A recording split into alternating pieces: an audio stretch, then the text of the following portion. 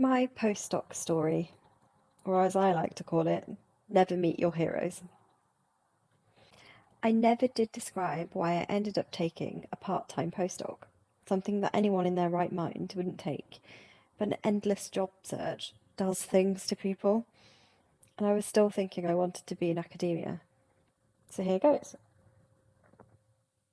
I took it because the person who offered it to me was someone that I admired academically. I essentially stalked their research during my PhD and was very much, inverted commas, in love with them in the most platonically, academically way possible. You know, the usual nonsense. I went to all of their public seminars and talks. I was the eager person in the front row, notebook and pen at the ready, barely blinking as they presented their work. And afterwards, I would go and speak to them, shake their hand, and thank them for an amazing talk. I was in utter awe of them. I was inexplicably floored to have ever have been called to their department to interview with them a year before they called me for a part-time stint, and B, made enough of an impression at interview to even be remembered by them to be offered said part-time stint. I do know that I totally fangirled at them during interview, however. Ugh. Anyway, the first year went by pretty well. I was getting some decent data, and my supervisor was very pleased with the way that I was working. I would go above and beyond my contract, as all of us postdocs do, and I was getting some decent recognition for my work. I mean, a patent for the work is pretty good. My supervisor refused to put my name on it, but for me, it was getting awards for my work at international conferences and getting recognised for all the effort I was putting in. The second year was where the issues started. I've explained in a previous post, job search and postdoc, that I noted that the person who got the job over all of the candidates was not fit for purpose. I learned that as soon as I got there, but their existence wasn't my concern. My supervisor started to get overtly short and critical with me. At networking opportunities at conferences, they would tell people I insidiously sneaked my way into their research group and volunteered my way in. How dare you? I just won an award for your lab. Also, I would never, and did never, work for anyone for free, let alone my supervisor. At another point, I thought I was being a diligent worker and showing initiative by writing an entire manuscript for a paper for the work that wasn't the main focus of the research, but was what I thought was a great publication. When I took the manuscript to my supervisor, instead of some critical feedback, I was told I was making them look stupid. The exact words were, "What are you trying to do? Are you trying to make me look stupid?" This was awkward and embarrassing for me as they came out with it in an open plan office where not only people from the rest of the lab, but from the rest of the department could hear. I immediately shut down the idea of pursuing the paper further, but I did take note before I left my postdoc that the exact same paper topic was being taken forward with a group we were collaborating with, just without me included as an author. Midway through the second year, at a career review meeting, I was told that I was to look for roles in different universities. Fair enough. I was then told that there was money in the lab, but the money wasn't for me. That felt a bit mean. It could have been left at the first sentence, but okay, also taken on the chin. I then took this as an opportunity to see this as a free rein to apply for all and any cause of funding for fellowships or other postdocs that came out from that point forward. I had made a promise to myself that I would not do more than one postdoc. If I wasn't moving up, then I was moving out. I already had experience of industry and I thought it was fun, so it was a great backup plan for me. So I applied for a fellowship call that came out from a research council that I thought I was ideal for. I ummed and ahed about it for ages and then told my supervisor that there's this call that I'm sending an expression of interest for. Seeing as my contract will roll to an end anyway, it would be a shame not to give it a go while I'm under contract. The issues then began escalating from there. Remember that person I told you about regarding having the job over any other candidate? Well, they were being actively supported to apply for the same fellowship. Our supervisors were the same. They would have round after round of meetings to talk about their application. I was told by my supervisor was too busy or didn't have the time to look at my application. Bear in mind, this was just an expression of interest stage. I got through, they didn't. I would work on the first stage application after a day of lab work so that the work that I was concentrating on and that I was contracted to do wasn't suffering. I worked from about 7 a.m. till 10 p.m. just to ensure everything was getting my attention, but my super still wouldn't give me any time. A very much closed-door policy. Thankfully, the university had an internal member of staff that was trained to give advice on the fellowship applications, and this person happened to be someone who used to work for the funding council that I was applying to. I took their advice and sent off my first stage application. I got invited to apply for a full application. I was excited. Oddly, my supervisor then began to take interest in my application. They would give me advice. I'll come back to the reason for the speech marks in a moment, which, again, very naively, I would take. This would range from completely changing the text of my project description and motivation to telling me what I could or could not include in my justification for funding.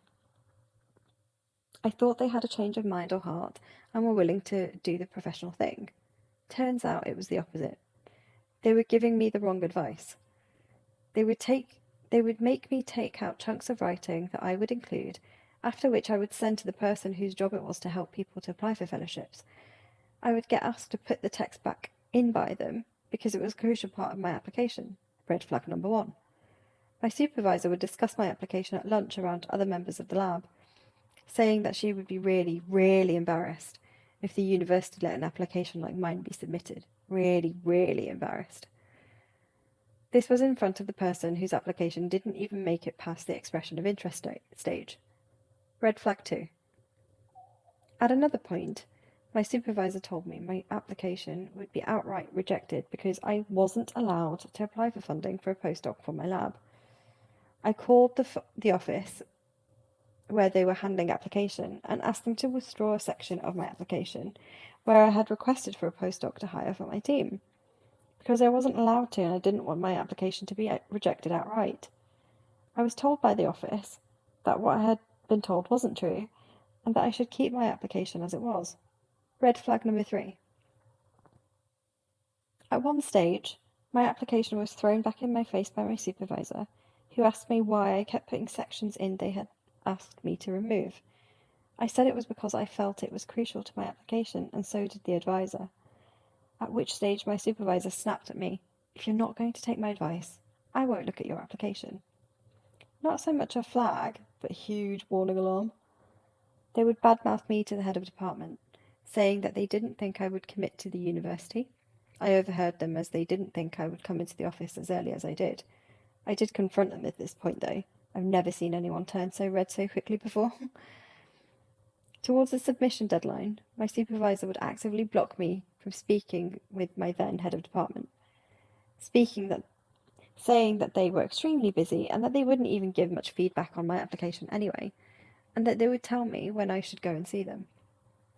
Regardless of all the issues before, I took this as them knowing the head of department better than me and stayed away.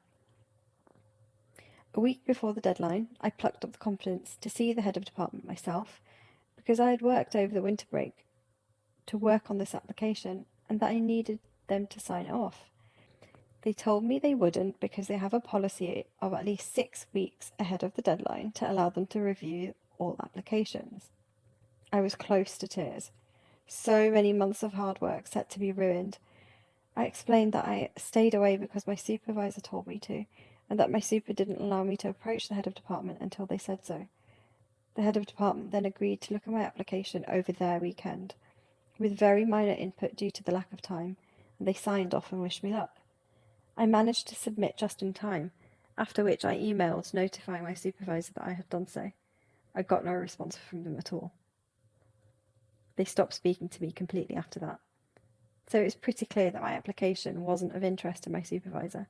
They were trying to ruin my chances, which is odd, since they didn't want to keep me on their team anyway, but then they also didn't want me to be able to get something for myself, so I didn't have to be their problem anymore either.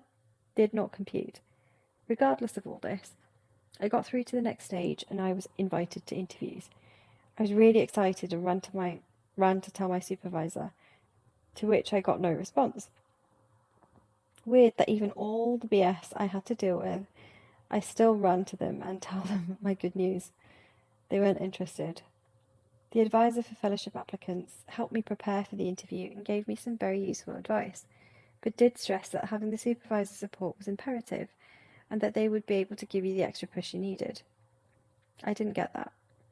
I wasn't allowed any time to prepare for interviews and so took some annual leave to try and clear my head and day of anything else.